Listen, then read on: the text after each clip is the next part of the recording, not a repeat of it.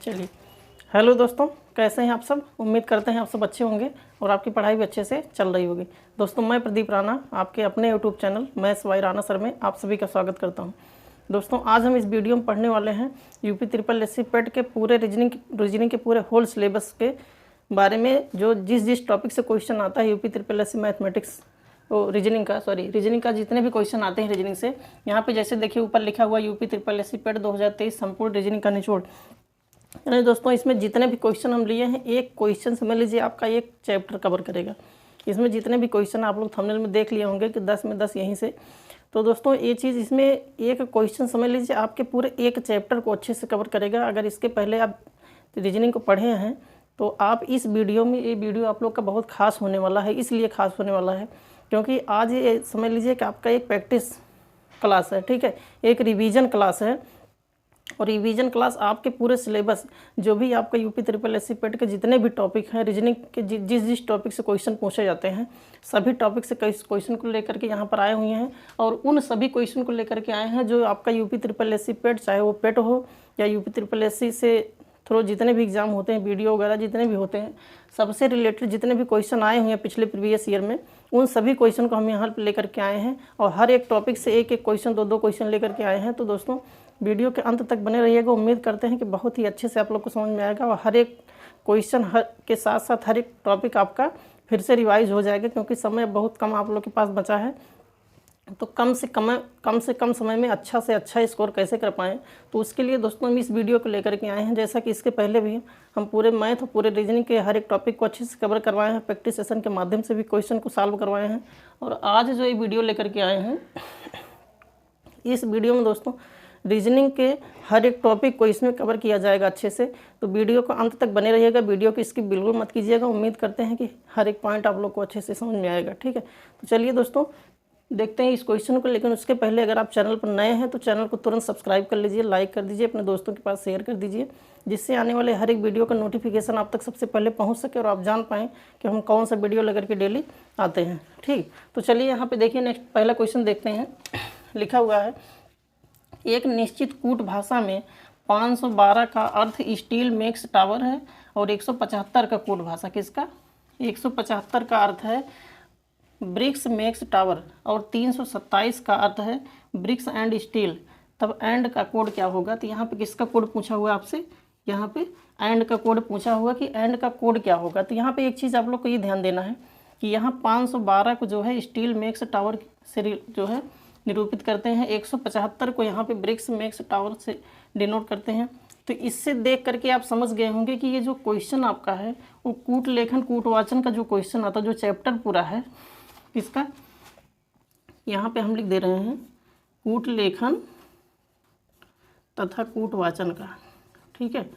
कूट लेखन कूटवाचन मतलब इस पूरे चैप्टर से जो क्वेश्चन बनता है, इस पूरे चैप्टर को हम इसको एक क्वेश्चन में कवर करेंगे। क्योंकि अगर एक क्वेश्चन आप अच्छे से समझ लेंगे तो इससे रिलेटेड चाहे जितने भी क्वेश्चन आ जाए इस चैप्टर से, तो उसको आप आसानी से कर सकते हैं। और अक्सर ये सब ट्रेंडिंग का क्वेश्चन है दोस्तों, हर एक एग्जाम में पूछा जाता है। तो जैसा यहाँ पे देखिए स्टील मेक्स टावर, तो सबसे पहले हम यहाँ पे आप लोग को समझाने के लिए लिख दे रहे हैं स्टील मेक्स टावर, ठीक है। स्टील मेक्स टावर को किससे डिनोट कर रहे हैं, 512 से। यहाँ देखिए 512 से इसको डिनोट कर रहे हैं। फिर अगला क्या है, यहाँ Bricks Max Tower, Bricks Max Tower, ठीक है। और ब्रिक्स मेक्स टावर को किससे डिनोट कर रहे हैं, 175 से। फिर आगे आपका एक और दिया है कि ब्रिक्स एंड स्टील, क्या दिया गया है, ब्रिक्स एंड स्टील, ठीक है, यही दिया गया ना। और इसका कोड यहाँ पे क्या है, 327, ठीक।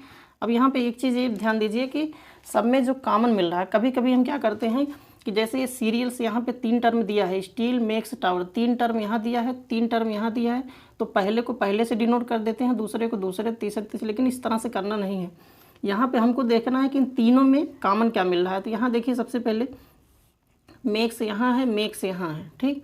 तो यहाँ दोनों में मेक्स है, तो यहाँ पे देखिए यहाँ 5 है, यहाँ 5 है, तो इन दोनों को पहले आप कोडिंग कर दीजिए, ठीक है। यानी मेक्स का अगर देखा जाए तो यहाँ 5 हो गया। और यहाँ देखिए इन दोनों में कॉमन क्या मिल रहा है, टावर। और दोनों में कॉमन इसमें क्या है, तो इसमें भी देखिए 1 है और इसमें भी देखिए 1 है। ठीक, अब बच क्या रहा है, इसमें देखिए स्टील बच रहा है, इसमें देखिए ब्रिक्स बच रहा है। अब इसमें देखिए तो स्टील और इसका क्या है, इसमें केवल 2 बच रहा है, तो इसका मतलब है कि जो स्टील का कोड हो जाएगा वो कितना हो जाएगा 2, और यहाँ ब्रिक्स है और ब्रिक्स का कोड कितना हो जाएगा, ब्रिक्स का कोड, तो इसमें बच क्या रहा है, देखिए 7 बच रहा है। ठीक, अब आप देखिए इसी को इससे रिलेट करा दीजिए। स्टील का यहाँ 2 है, इस स्टील का कितना है 2 है। ध्यान दीजिएगा कि स्टील का यहाँ पर 2 है और ब्रिक्स का यहाँ पे, ब्रिक्स का यहाँ कितना है 7 है, तो इस ब्रिक्स का कितना हो जाएगा 7 हो जाएगा। ठीक है, अब इसमें देखिए 2 का तो यहाँ पे निकल गया स्टील और 7 का यहाँ जो 7 है इसका निकल गया ब्रिक्स, ब्रिक्स का क्या है 7 है, तो यहाँ बचा आपका क्या है 3, और पूछा क्या है एंड का, तो यहाँ पे एक टर्म बच रहा है केवल एंड, और कोड इसका क्या बच रहा है, केवल एक कोड बच रहा है 3, तो एक यहाँ पे एक टर्म ये बच रहा है और एक यहाँ पे कोड बच रहा है, तो एंड का कोड कितना हो जाएगा, तो यहाँ पे हम लिखेंगे एंड का कोड 3। यानी हम यहाँ पे देखते हैं कि जो हमारा पूछा हुआ है कि एंड का कोड कितना हो जाएगा, तो एंड का कोड यहाँ पे कितना हो जा रहा है 3, यानी ऑप्शन नंबर डी सही है। ठीक है, तो इस टाइप का क्वेश्चन दोस्तों अगर कूट लेखन तथा कूट वाचन में अगर क्वेश्चन इस टाइप से आता है तो आप सबसे पहले ध्यान दीजिए कि इन सभी को लिख करके इसका कोड लिख दीजिए। कोड लिखने के बाद फिर उसको एक दूसरे से मिलान कर दीजिए। मिलान का मतलब इसमें जो कॉमन मिल रहा है, ठीक है, जो जो सब में कॉमन मिल रहा है उसको पहले निकाल के उसका कोड अलग लिख दीजिए। बाकी जो बच रहा है, जो लास्ट में बचे उसका देख लीजिए कि उसका अगर यहाँ पे एक टर्म बच रहा है आपका तो एक कोड भी बचेगा। ठीक है, तो लास्ट में वही उसका आंसर हो जाएगा। ठीक, तो कभी भी इस टाइप का अगर क्वेश्चन आपको दिया रहे तो कभी भी ऐसा नहीं करेंगे कि यहाँ पे पहला टर्म है तो पहला कोड इसमें लगा देंगे, कभी भी ऐसा नहीं करेंगे। इसमें तीनों में जो है पहले इसका मिलान करेंगे, मैचिंग करेंगे, जब तीनों में जो मैच करेगा वही कोड यहाँ पे हो जाएगा। ठीक है, तो ये क्वेश्चन उम्मीद करते हैं बहुत अच्छे से आप लोग को समझ में आया होगा। तो आइए देखते हैं क्वेश्चन नंबर 2। यहाँ पे क्वेश्चन नंबर 2 देखिए कहा है कि ए बी के ससुर हैं। यहाँ पे देखिए ससुर और सास माँ इस तरह की बात किया गया है, तो इसका मतलब ये क्वेश्चन जो हमारा है ये क्वेश्चन किससे है, ब्लड रिलेशन से। ठीक है, किससे है, ब्लड रिलेशन, यानी जिसको हिंदी में कहते हैं रक्त संबंध। इस रक्त संबंध यानी ब्लड रिलेशन का क्वेश्चन है। तो इससे आप समझ जाएंगे कि जैसे ऊपर आप लोग का कूट लेखन कूट वाचन इस टॉपिक से जो है एक क्वेश्चन हो गया, दूसरा आपका ये ब्लड रिलेशन है। ठीक, तो ब्लड रिलेशन वाले टॉपिक से हम देखेंगे कि यहाँ लिखा हुआ ए बी के ससुर हैं। ठीक, बी के ससुर कौन है, ए है, तो बी के ससुर, और ससुर का मतलब है कि उससे एक पीढ़ी ऊपर जाएंगे। ठीक है, बी से एक पीढ़ी ऊपर जाएंगे और बी से एक पीढ़ी ऊपर यहाँ पे कौन है, ए है, और ए जो है बी के कौन है, ससुर। ससुर का मतलब यहाँ पे पुरुष हो जाएगा और पुरुष को यहाँ पे किससे डिनोट करते हैं, तो प्लस से, तो ए हो जाएगा। यहाँ पे हम लिखेंगे भी ससुर। ठीक, क्योंकि बी के ऊपर अगर एक पीढ़ी हम ऊपर जा रहे हैं तो इसके इनके पिता भी हो सकते हैं और इनके ससुर भी हो सकते हैं, यानी फादर इन लॉ। ठीक, तो यही पे यहाँ देखिए कहा है कि जो ए हैं वो बी के ससुर हैं, इन बी के कौन हैं, ससुर हैं। आगे देखिए लिखा हो जो सी की माँ है। ठीक, ये जो बी हैं ये किसकी माँ है, तो सी की माँ है। सी का मतलब सी नीचे आएगा। अगर बी, ये जो सी है सी की माँ ऊपर, मतलब बी जो है सी की माँ है, तो इसका मतलब इससे एक पीढ़ी ऊपर जाएंगे। ठीक है, एक टॉपिक हम दोस्तों अच्छे से यूट्यूब पे बहुत अच्छे से ये टॉपिक को कवर करवाए हैं। तो यहाँ पे दिया है यही कि जो सी है वो किसकी जो है, सी की माँ है। कौन सी की माँ है, बी, क्योंकि ए तो ऑलरेडी ससुर है, ससुर का मतलब ये पुरुष में हो गया। तो आगे लिखा है कि ए जो है बी के ससुर हैं, ए जो है बी के ससुर हैं, जो सी की माँ है, यानी जो ये बी है ये लेडीज़ है, यानी ये बी है सी की माँ है। ठीक, अब आगे देखिए क्वेश्चन क्या कह रहा है, डी ई की माँ है। डी जो है कौन है, यहाँ पे अलग से रख लीजिए कि डी ई की माँ है। डी जो है वो किसकी माँ है, ई की माँ है। माँ का मतलब यहाँ पे नेगेटिव का सिंबल हो जाएगा, और यहाँ पे आप लिख भी सकते हैं माँ। डी जो है, ये डी जो है वो ई की माँ है। किसकी, ई की माँ है, जो यफ व सी का पिता है। यफ और सी का पिता कौन है, ई है।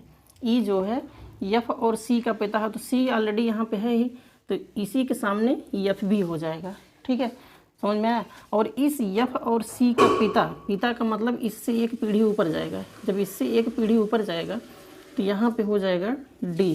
और D कौन है, तो यहाँ पे कहा D जो है E की माँ है। ये D जो है वो किसकी माँ है, E की माँ है। ठीक, D जो है वो E की माँ है। यहाँ से देखिए ये यहाँ पे हो जाएगा D E की माँ है। और कहा है कि जो F व C का पिता है, ये जो E है वो पिता होगा किसका, C और F का। ठीक है, अब देखिए क्वेश्चन को फिर से ध्यान से देखिए। लिखा है A B के ससुर हैं। A जो है इस B के ससुर हैं, इसका मतलब इससे एक पीढ़ी ऊपर गया। ठीक है, A जो है B के ससुर हो गए। जो C की माँ है, ये जो B है वो C की माँ है। देखिए इसके एक पीढ़ी ऊपर गया। फिर नेक्स्ट आगे देखते हैं, लिखा है D E की माँ है। जो D है वो E की माँ है, तो इसका मतलब इसके एक पीढ़ी ऊपर जाएंगे तो ये हो जाएगा माँ। ठीक है, जो F व C का पिता है, ये जो E है वो पिता है, किसका पिता है, F व C का। इस F और C का यहाँ पे इन दोनों का पिता यहाँ कौन है, E है। अब पूछा, क्वेश्चन में पूछा क्या है कि A E से किस प्रकार संबंधित है। अब देखिए एक चीज़ आप लोग ये ध्यान दीजिए कि B, यहाँ B के जो पति हैं, इसके पति E हैं और B के जो ससुर हैं A हैं। तो B जो है, B के पति यहाँ पे E हैं और B के ससुर A हैं। तो A और E में किस प्रकार संबंधित है, तो E और A में किस प्रकार संबंधित है, यानी A जो है E का कौन हो जाएगा, तो ये हो जाएगा A का पिता। ठीक है, इतना समझ में आया। तो ऐसे ये समझिए कि इन ये जो है दोनों पति पत्नी है, B और E जो है पति पत्नी है और B के ससुर A हैं। तो A जो है E के क्या लगेंगे, तो इनके पत्नी के जो हस्बैंड है, मतलब पत्नी जो है, पत्नी के ये ससुर हैं, तो इनके हस्बैंड के क्या लगेंगे, यानी पति के क्या लगेंगे, तो ये लगेंगे पिता। ठीक है, तो इसमें ऑप्शन नंबर B सही हो जाएगा। ठीक है, तो ये समझ में आया। इस टाइप का क्वेश्चन दोस्तों बहुत ही छोटा क्वेश्चन आता है। और यहाँ पे आप देख भी रहे हैं कि यूपी SSSC 2018 का क्वेश्चन है, जो प्रीवियस ईयर का क्वेश्चन आप लोग का है, वही क्वेश्चन यहाँ पे लेकर के आए हैं। तो इसी तरह से छोटा क्वेश्चन आता है। अगर आपका कॉन्सेप्ट क्लियर है तो क्वेश्चन को आसानी से आप कर पाएंगे। ठीक है, तो चलिए इस क्वेश्चन को अगर स्क्रीनशॉट लेना हो तो स्क्रीनशॉट ले लीजिए। फिर नेक्स्ट क्वेश्चन देखते हैं यहाँ पे। चलिए इसमें देखिए नेक्स्ट क्वेश्चन देखते हैं। दोस्तों वीडियो के अंत तक बने रहिएगा, वीडियो की स्किप बिल्कुल मत कीजिएगा। उम्मीद करते हैं हर एक पॉइंट आप लोग को अच्छे से समझ में आएगा और हर एक टॉपिक से क्वेश्चन उठाया गया है। जितने भी टॉपिक आप लोग के यूपी SSSC में जो भी टॉपिक आते हैं, जितने भी टॉपिक से क्वेश्चन बनते हैं, हर एक टॉपिक को यहाँ पर लिया गया है। ठीक है, तो चलिए इसमें नेक्स्ट क्वेश्चन देखते हैं। ये देखिए नेक्स्ट क्वेश्चन है दोस्तों, इसका अगला तीसरा क्वेश्चन यहाँ पे देखिए। लिखा हुआ 6 मित्र ABCD, कितने मित्र हैं, 6 मित्र हैं। 6 मित्र ABCD व F एक वृत्त के केंद्र की ओर मुख करके बैठे हैं। तो सबसे पहले आप क्या करिए, सबसे पहले आप एक वृत्त बना दीजिए। ठीक, सबसे पहले आप एक वृत्त बना दीजिए। इस पे कितने मित्र हैं, 6 मित्र हैं। तो 6 मित्र हैं तो 6 स्थान यहाँ पे फिक्स कर दीजिए, लेकिन अभी यहाँ पे बैठाना नहीं इनको। ठीक है, केवल 6 स्थान फिक्स कर दीजिए। और दोस्तों हम जो वीडियो में पढ़ाए हैं, इस टॉपिक को जो पढ़ाए हैं अपने चैनल पे, उसमें आपको अच्छे से बताए हैं कि जो है जो वेन डायग्राम है, ये क्वेश्चन आप देख करके जान गए होंगे कि ये किस टॉपिक का क्वेश्चन है, वेन डायग्राम का। ठीक है, वेन डायग्राम का है। तो वेन डायग्राम सीटिंग अरेंजमेंट का क्वेश्चन है। ठीक है, ये किसका क्वेश्चन है, सीटिंग अरेंजमेंट का, सीटिंग अरेंजमेंट। ये सीटिंग अरेंजमेंट का क्वेश्चन है, बहुत ही इंपॉर्टेंट टॉपिक है। लगभग हर एक एग्जाम में पूछा जाता है इससे कि इसका कॉन्सेप्ट क्या है, इस क्वेश्चन को सॉल्व करने का कॉन्सेप्ट क्या है। कि अगर इस टॉपिक से क्वेश्चन आ जाए सेटिंग अरेंजमेंट से, सबसे पहले आपको ये ध्यान देना है कि इसमें जितने व्यक्ति दिए हैं, अगर सम संख्या में दिए हैं, यानी इवन नंबर में अगर व्यक्तियों या पेड़ों की संख्या, किसी वस्तुओं की संख्या अगर दिया है, तो हमेशा उसमें क्वेश्चन में पूछेगा कि आमने सामने कौन बैठा है। लेकिन अगर यहाँ पे आपका ऑड नंबर में देगा, जैसे 3, 5, 7, 9, 11, इस तरह से अगर ऑड नंबर में जो है डिजिट देगा, तो कभी ये नहीं पूछेगा कि किसके सामने कौन बैठेगा। इसलिए नहीं पूछेगा क्योंकि उसका जोड़ा नहीं बनेगा दोस्तों। जैसे आपका पूछ लिया कि 5 व्यक्ति हैं, तो 5 व्यक्ति में सबका जोड़ा नहीं बनेगा, 2 का तो बन जाए लेकिन तीसरे का नहीं बनेगा। इसलिए इसमें कभी ये नहीं पूछेगा कि इसके सामने कौन बैठा, उसके सामने कौन बैठा। लेकिन अगर आपका सम संख्या यानी इवन नंबर में अगर दिया गया है तो हमेशा आपसे क्वेश्चन पूछ सकता है कि इसके सामने कौन बैठा है, सी के सामने कौन बैठा है, डी के सामने कौन बैठा है। तो इस तरह से क्वेश्चन आपसे पूछ सकता है, ठीक है। और दोस्तों सीटिंग अरेंजमेंट का जो क्वेश्चन आता है, इसका क्वेश्चन बहुत लेंदी होता है, लेकिन पढ़ने के बाद जो इसका आंसर आता है मुश्किल से 10 से 15 सेकंड 20 सेकंड के अंदर बहुत ही छोटे में उसका आंसर आ जाता है। और बस जो भी समय लगता है उसके केवल क्वेश्चन को पढ़ने में लगता है, बाकी इसमें बहुत ज़्यादा टाइम नहीं लगता। तो यहाँ पर आप क्वेश्चन को देखिए और इस क्वेश्चन को, इस टॉपिक से जितने भी क्वेश्चन आते हैं सीटिंग अरेंजमेंट से, कितना भी लंबा क्वेश्चन, आप लोग को केवल एक चीज़ ध्यान देना है कि जब भी क्वेश्चन को सॉल्व करिए तो क्वेश्चन को हमेशा उस जगह से सॉल्व करना चाहिए जहाँ से दाएं और बाएं का जिक्र किया हो, ठीक है। सीटिंग अरेंजमेंट के क्वेश्चन को अगर इन कुछ बिंदुओं को अगर आप ध्यान देते हैं कि हमेशा क्वेश्चन को उस जगह से सॉल्व करना चाहिए, चाहे वो सबसे नीचे ही क्यों ना दिया हो, जहाँ से दाएं और बाएं का जिक्र किया गया है वहीं से आप जो है क्वेश्चन को सॉल्व करना स्टार्ट कर दीजिए। 101% क्वेश्चन सही होगा, गलत होने का कोई चांस नहीं रहेगा इसमें। तो ये चीज़ यहाँ पे देखिए कि लिखा हुआ 6 मित्र, 6 मित्र, कितने मित्र हैं, 6 मित्र हैं, ABCDYF एक वृत्त के केंद्र की ओर मुख करके बैठे। इस टाइप के अगर ए से लेकर के कहीं तक भी दिया जाए तो अगर आपको प्लेस वैल्यू याद है, A to Z की प्लेस वैल्यू याद है, तो इसी से आप समझ जाएंगे टोटल कितने लोग हैं। एक वृत्त के केंद्र की ओर, किसकी ओर, केंद्र की ओर, यानी केंद्र की ओर, सभी का सभी मुख जो है वो केंद्र की तरफ है। तो इससे दोस्तों इसमें 2 ही कंडीशन बनेगा, एक तो या तो केंद्र की ओर मुख करके बैठेंगे और या तो केंद्र की बाहर की तरफ मुख करके बैठेंगे, ठीक है। और केंद्र की ओर या केंद्र की बाहर की ओर मुख करके बैठने के पीछे केवल एक उसमें आपको रीज़न है कि उसमें ये देखना है कि इसके दाएं कौन है, इसका बायां कौन है, ठीक है। उस जगह पे आप अपने को बैठा के देख लीजिए कि अगर हम केंद्र के मुख की तरफ अगर जो है मुख करके बैठे हैं तो हमारा दाहिना कौन सा होगा, हमारा बायां कौन सा होगा। लेकिन अगर हम बाहर की तरफ मुख करके बैठे हैं तो उसमें हमारा दायां और बायां कौन होगा। यही चीज़ केवल यहाँ पे एक चीज़ ध्यान देना है।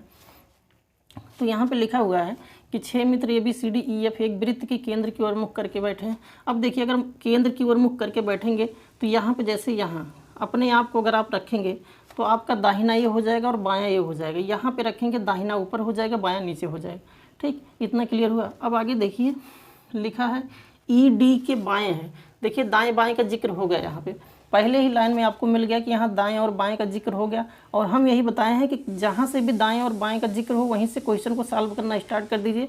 101% क्वेश्चन आपका सही होगा, गलत होने का बिल्कुल कोई चांस ही नहीं बनेगा इसमें, ठीक है। तो यही लिखा है कि ED के बाएं हैं, तो कहीं से भी आप स्टार्ट कर दीजिए, क्वेश्चन सही होगा। तो यहाँ पे लिखा है कि E जो है, कोई पॉइंट E है, वो D के किधर बैठा है, तो D के बाएं बैठा है। अब देखिए D का बाएं ही तो है, इस D के बाएं कौन बैठ गया, E बैठ गया, ठीक। इतना क्लियर हुआ। अब आगे देखिए लिखा C जो है A और B के बीच में है। हमेशा अगर इस टाइप का कोई पॉइंट लिखा रहे तो एक चीज़ ध्यान दीजिएगा कि यहाँ पे कॉमा ज़रूर लगेगा। तो C A और B के बीच में, यानी कोई C पॉइंट है वो A और B के बीच में बैठा है, ठीक।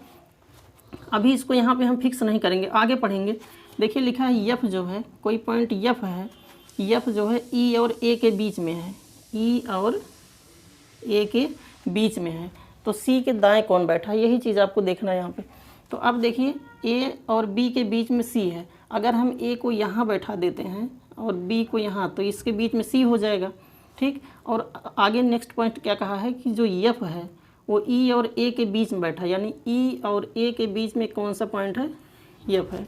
यानी F जो है, एक व्यक्ति F है, वो E और A के बीच में बैठा है। तो क्वेश्चन के हिसाब से आपका देखिए पूरा सेट हो गया कि यही है कि E D के बाएं हैं, E जो है D के बाएं हैं। इतना क्लियर हुआ। फिर जो C है, ये व्यक्ति C है, वो A और B के बीच में बैठा, C जो है A और B के बीच में बैठा, ये भी कंफर्म हो गया। आगे देखिए कहा है कि F जो है E और A के बीच में बैठा है।